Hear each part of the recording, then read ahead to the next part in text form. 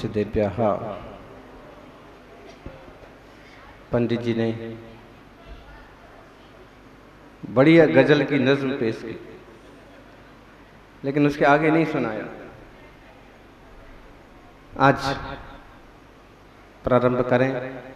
काफी श्रावक हैं बागड़ से, नरवाली, खमेरा, मुंगाना, पारसोला, बांसवाड़ा, रीछा, उदयपुर, किशनगढ़ के तो मूछ वाले कन्हैया लाल जी और उनकी मित्र मंडली,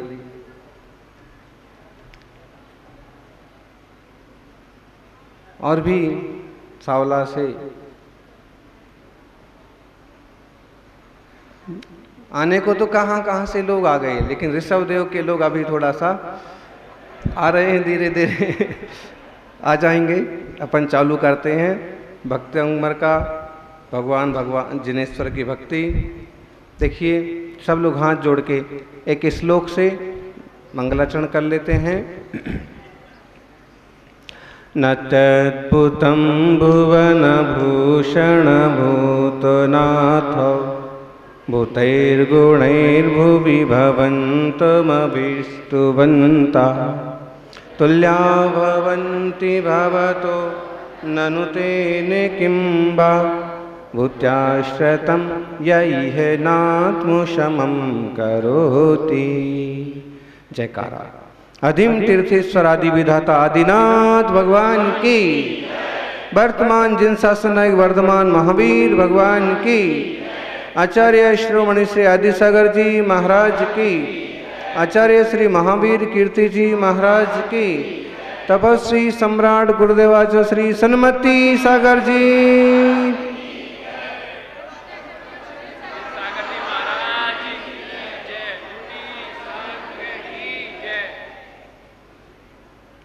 प्रभु जिनके करीब होते हैं, प्रभु जिनके करीब होते हैं, वो बड़े खुश नसीब होते हैं। डूबती है नहीं नैया उनकी, डूबती है नहीं नैया उनकी, प्रभु माझी सदैव होते हैं, प्रभु जिनके करीब होते हैं।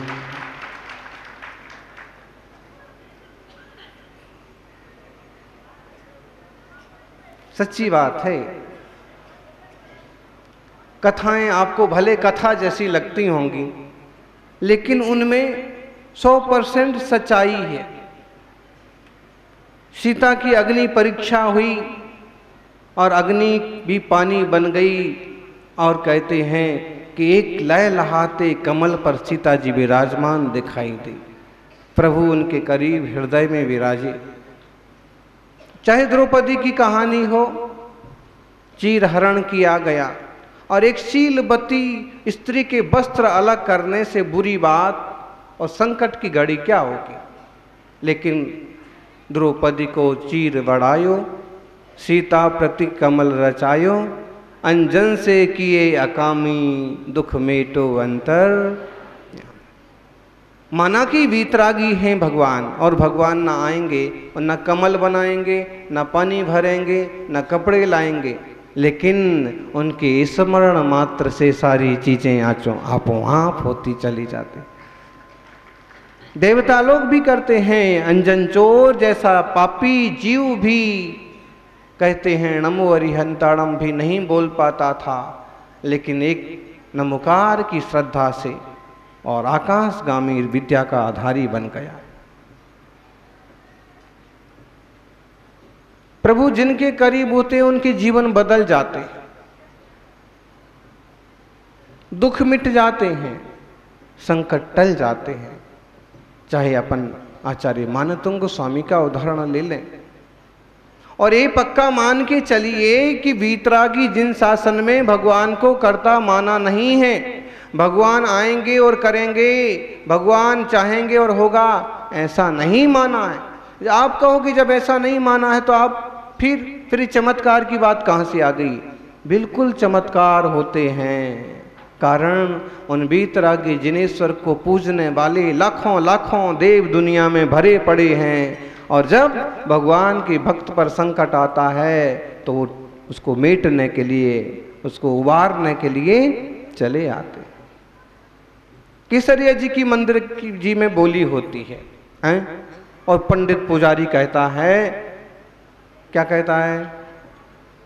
केसरिया जी जिसको चाहेंगे उसको बोली मिलेगी 1101, फिर 1201, जाना सब जेब में है। केसरिया जी को कोई उसका है, केसरिया जी को तो वही प्लास्टिक के पैकेट में आया हुआ आधा लीटर दूध, उसमें मिलाया गया 8 लीटर पानी, वही नसीब होना। चूंकि हमारी दृष्टि में तो वीतरागी हैं भगवान, चाहे पानी ढोलो चाहे दूध ढोलो, उनको खास फर्क नहीं पड़ता है। लेकिन हम पवित्र जल से, पवित्र द्रव्यों से और पवित्र भावनाओं से जब अभिषेक पूजा करते हैं तो हम खुद पवित्र होते हैं और महान पुण्य कमाते हैं, इसलिए फल मिलता है। केसरिया जी क्या चाहेंगे? केसरिया जी ये चाहेंगे कि हमारी वीतरागता के लिए रोज रोज लपेटा जाए। वर्षों की प्राचीन दिगंबर मूर्ति, दोनों आजू बाजू धातु से बनी हुई प्रतिमाएं खड़ी हैं, उन पर किसी का बस नहीं चला। नहीं तो पत्थर की प्रतिमाओं के तो लिंग तोड़ दिए, कुचल दिए। केसरिया जी नहीं चाहते। फिर भी आज भी प्रभु का इतना अतिशय है कि वीतरागता का जो मुख्य चिन्ह है नासाग्र दृष्टि, कोई आज भी आंख नहीं चढ़ा सकता, और चढ़ाए तो बोले अंधा हो जाए।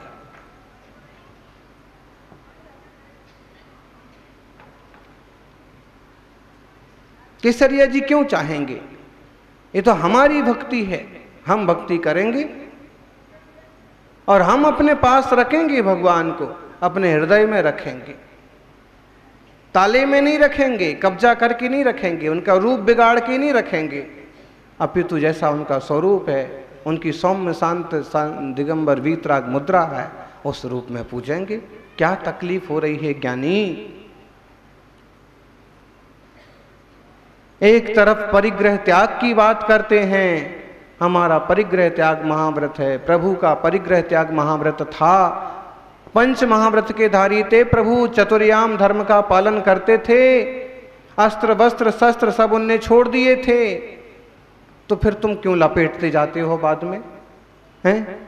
केवल पंथ के नाम पर, दुराग्रह के नाम पर इस तरह से प्रभु के रूप को बिगाड़ना, प्रतिमाओं की फजीती करना बहुत बुरी बात। प्रभु के सच्चे स्वरूप को जानो और हृदय के समीप रखो। कल एक शब्द आपने ध्यान में लिया हो तो, भूतैर गुणैर भुवि भवन्तम अभिष्टु बनता। क्या भूत ही? आप कहोगे भक्तामर बहुत बार पढ़ा, ये लाइन भी बहुत बार पढ़ी, लेकिन भूतैर गुणैः,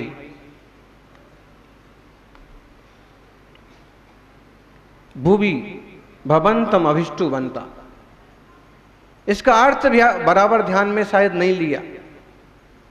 भूतैर गुणैः, जो गुण उनमें हैं, जैसे गुण उनमें हैं, वैसे गुण के द्वारा ही जिन जिन ने भी उनकी स्तुति की वे उनके जैसे बन गए। आप मुमुक्षु हैं, आध्यात्मिक हैं और प्रवचन सार का स्वाध्याय किया है, तो आप इस लाइन को प्रवचन सार की 80 नंबर की गाथा से जोड़ के देखो। जो जानदि अरहंतम दब्बत गुणत्त पज्जयतेहिम, सो जानदि अपाड़म मोहो खलु जादि तत्सलयम। जो अरहंत भगवान को द्रव्य गुण पर्याय से सहित जानता है, मानता है, वह अपनी आत्मा को जानता है, और जो अपने आत्मा को जानता है उसका मोहनीय कर्म नष्ट हो जाता। भूतैर गुणैः, ये भक्तमर की लाइन भगवान को हार मुकुट लगाने वाले लोग भी पढ़ते हैं, गाते हैं। भूतैर गुणैर भूत, जो उनके गुण हैं सचमुच में, उन गुणों का आश्रय लेके उनकी स्तुति वंदना करेंगे तो उनके जैसे बन जाएंगे। और कुंद कुंद स्वामी कहते हैं, जो जानदि अरहंतम, अरहंत भगवान को जो व्यक्ति जानता है, कैसे जानता है? मूर्ति रूप में नहीं, दब्बत्ता गुणत्ता पज्यतेम, द्रव्य से, गुण से, पर्याय से।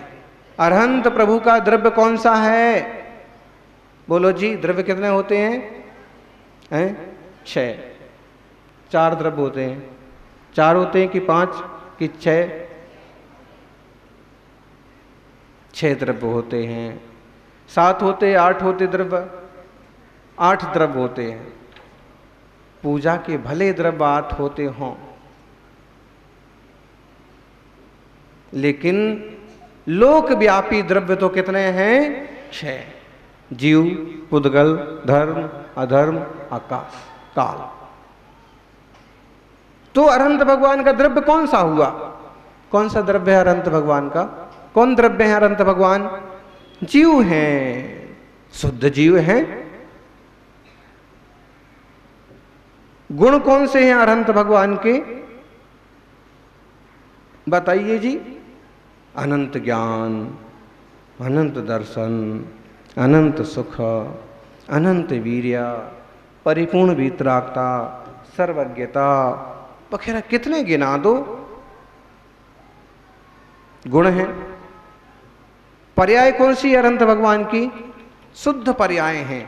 केवल ज्ञान, ज्ञान की पर्याय, केवल दर्शन, दर्शन की पर्याय, परिपूर्ण वीतरागता पर्याय, अमुक अमुक गुणों के अमुक पर्याय, शुद्ध पर्याय। अब इससे अपने आप का मिलाप करो। आपका द्रव्य कौन सा द्रव्य है? कौन सा द्रव्य है? जीव द्रव्य है। आपके गुण कौन से गुण हैं? ज्ञान है कि नहीं है? नहीं है? ज्ञान है। कितना भी भोंदू हो, भोंदू मतलब है, भोंदू एक ऐसा शब्द है जो किसी भी डिक्शनरी में नहीं पाया जाता। भोंदू का मतलब है कम ज्ञानी का हो, भद्र का हो, लेकिन ज्ञान कुछ तो उसमें, अरे मक्खी में, चींटी में भी ज्ञान होता है।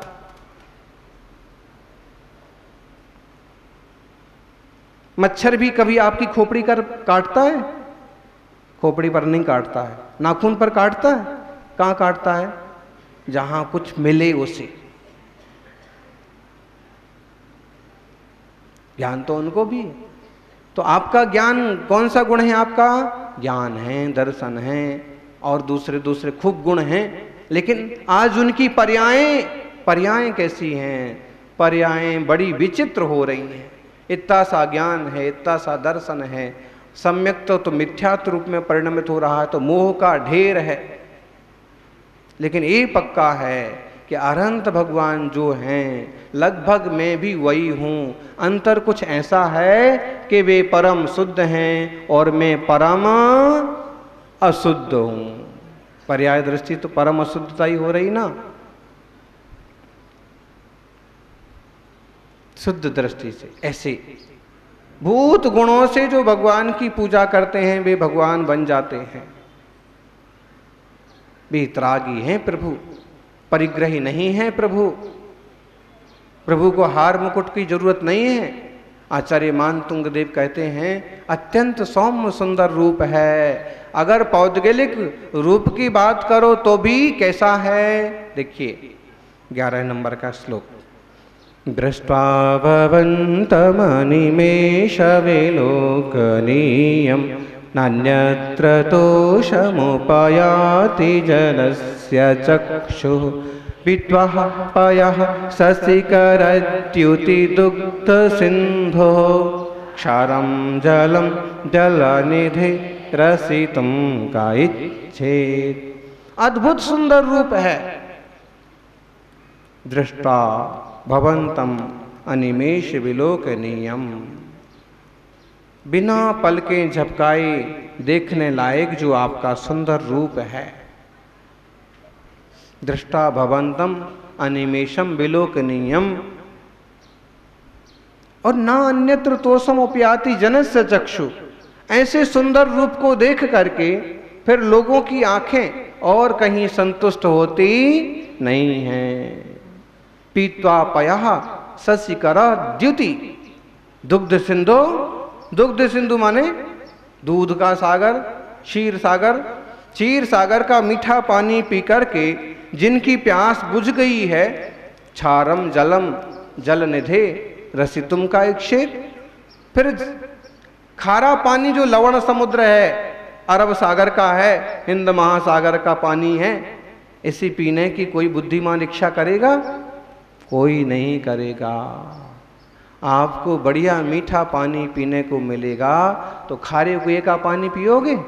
हैं? फ्रिज का ठंडा ठंडा कूल कूल पानी मिलेगा तो आप एक गर्म पानी पीना पसंद करोगे? हाँ, बोले गर्म पानी तो महाराज जी को ही मुबारक हो। हाँ, चौके में जो गर्म पानी है ना, बोले वो ब्रह्मचारी को पिलाने को अलग से रख दो, हमारे लिए तो ठंडा वाला लाओ।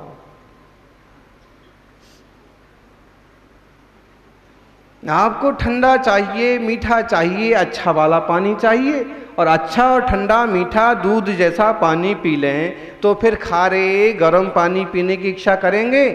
नहीं।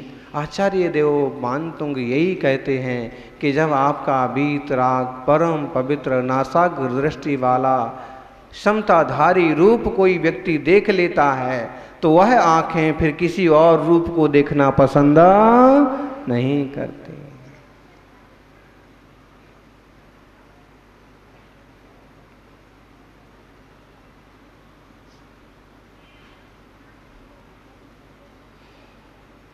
दुनियादारी में आप देखते हो ना, जब कोई किसी को देख लेता है और उसी पर रीझ जाता है तो फिर वो कहता है कि बस अब शादी होगी तो उसी से होगी। माँ बाप समझाते हैं उससे क्या करना शादी, अरे उसका क्या रूप है? वो कहता है कि जो भी है शादी होगी तो। ये मोह का रीझना हो गया। मोह बस कोई किसी पर रीझ जाता है तो माँ बाप का भी अपमान करने को तैयार हो जाता है, लेकिन शादी होगी तो उसी से होगी। उसकी नजर में वैसा भर गया। ये मोह का रीझना कोई मतलब नहीं रखता है। ज्ञानी का रीझना, स्वरूप को जान करके, गुणों को जान करके फिर जो रीझना होता है वो सच्चा होता है, हमेशा के लिए होता है।